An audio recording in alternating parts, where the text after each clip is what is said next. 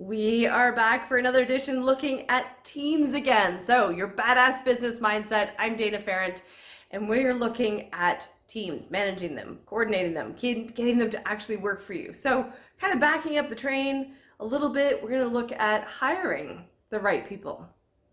Okay, so I find, especially in the coaching and consulting world, you're dealing with a lot of people virtually, and hiring somebody virtually is actually a lot different than hiring them in person.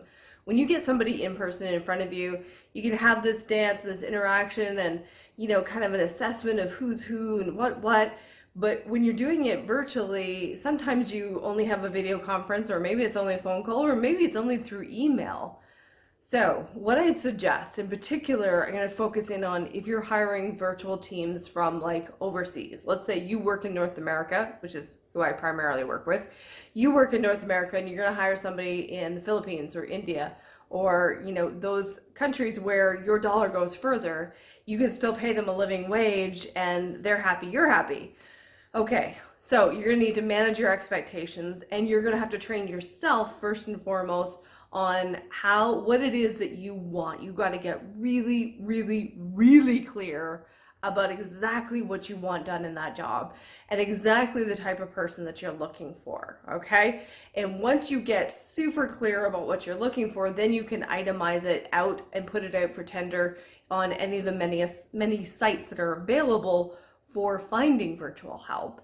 And now when you get into training them, it's also the same thing. In the beginning, you've got to give them smaller amounts than you would if they were in person, because if they're right there in person and they're working on the job, you can kind of like look over their shoulder and, hold their hand a little bit. But when you're working virtually, you kind of have to give people small nuggets, little bits, oversee it, because I got to send it back. And you have to have that expectation that you're going to spend that time, working with them. So this is the mindset piece of it, is that you need to give yourself space that when you hire somebody, they're not immediately going to be in your brain, knowing what you want, seeing your vision, living your brand. So give it some space, give it some time, but with the right coordination of asking for exactly what you want and nurturing that person in a way that makes sense, you can have an amazing team on board and creating those raving fans out of your employees as well as your customers. I'm Dana Ferrant, and this is your badass business mindset. Ready to ramp your business up with ease, manage your team like a badass leader?